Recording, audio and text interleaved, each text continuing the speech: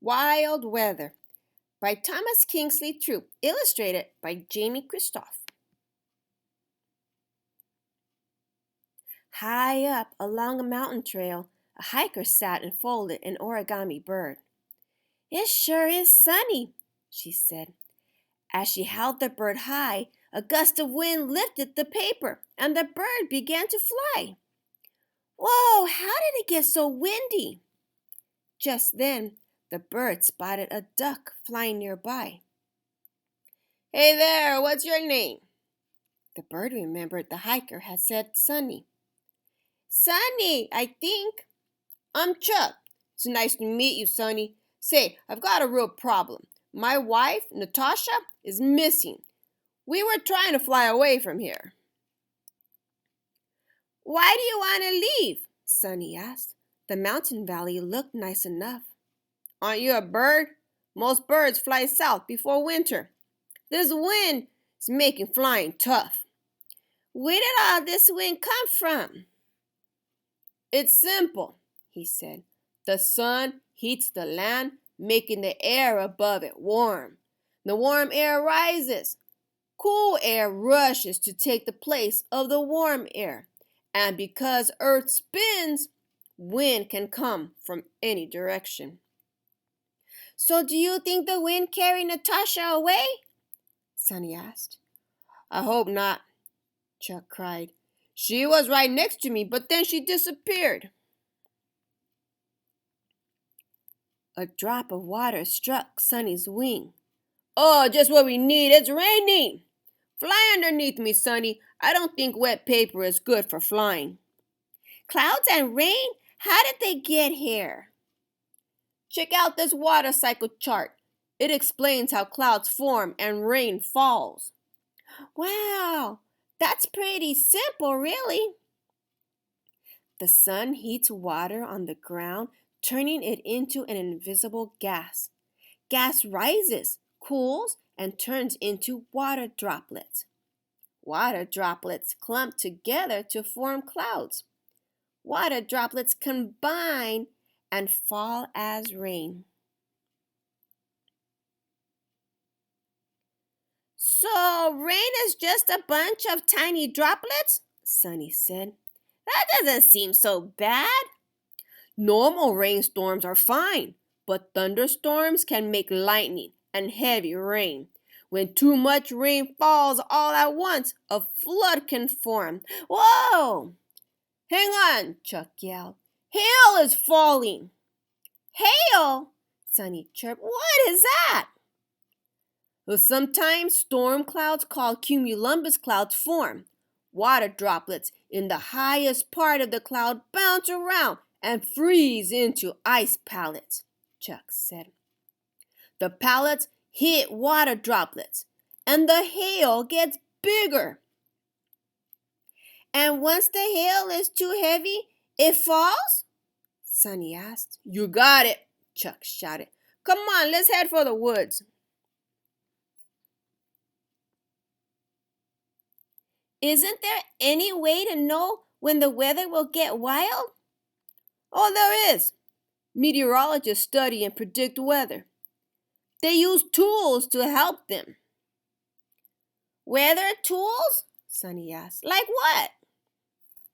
"They have instruments to measure wind speed and direction," Chuck explained, "and radar to track rain and thunderstorms.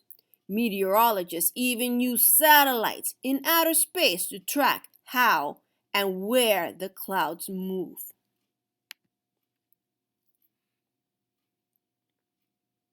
Sunny shivered. His paper body was growing cold. "Natasha's lost and it will snow any day now," Chuck quacked sadly. "So what's the deal with snow?" "Oh, it's a bit different than hail. The water vapor turns into an icy crystal. The ice crystal clings together to all other crystals and forms a snowflake." "Oh, that doesn't sound so bad," Sunny said. "If the ground and the air are cold enough, The snowflakes pile up and cover the ground. Chuck quacked. The lakes freeze, and it's tough for birds like us to find food. Oh, so that's why you fly south.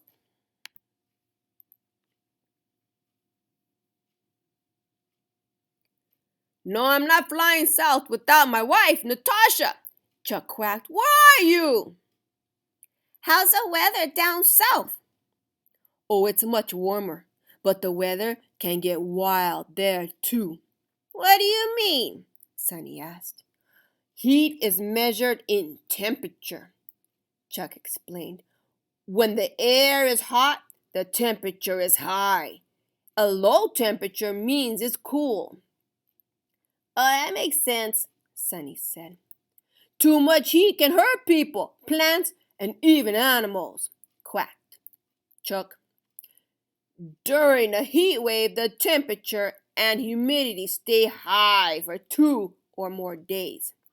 Oh, I wouldn't want to be stuck in one of those, Sonny said. Where was the worst heat wave on record? That would be down under. The temperature in Malabar, Australia was over 100 degrees Fahrenheit, 38 degrees Celsius, for 160 days in a row in 1923. Hot days, mate. Where is Natasha? She couldn't have just disappeared. What happened to those trees? Oh, a tornado came through here years ago, Chuck said. What's a tornado? Sonny asked. It's a funnel of wind that forms in the sky and wrecks what it touches on the ground, Chuck said. Tornadoes form during a thunderstorm. They are more likely to occur over flat land. But how? Sonny asked. Well, when the wind in a storm changes direction, increases speed, and rises, it makes the air below it spin. Rising air pushes the spinning column of air downward until it's vertical. The spinning funnel of air speeds up, forming a tornado. Tornadoes are usually determined to be weak, strong, or violent. The violent ones can have winds in excess of 200 miles, 322 kilometers per hour. They can destroy homes. Only 2% of tornadoes are violent.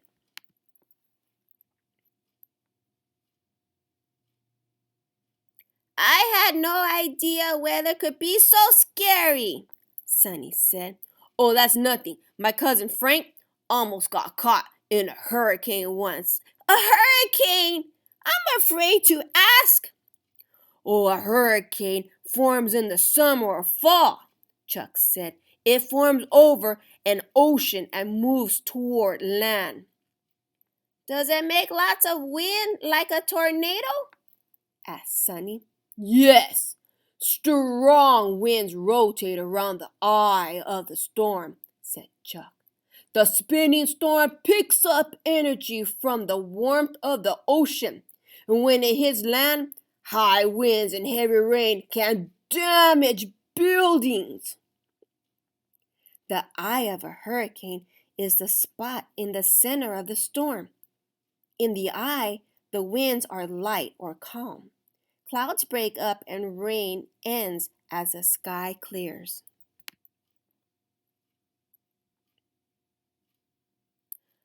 Oh, all that dangerous weather scares me, said Sonny. Here's the thing, Sonny, Chuck said. We can't control weather, but meteorologists can warn everyone when dangerous weather is coming, and we could prepare for it. Oh, hey, Chuck, is that your wife? It is. Where were you, Natasha? Oh, I went back for my sunglasses. I can't fly south without them. Come with us, Sonny, Chuck said. Oh, I love to, Sonny said. But can I get some of those cool sunglasses too?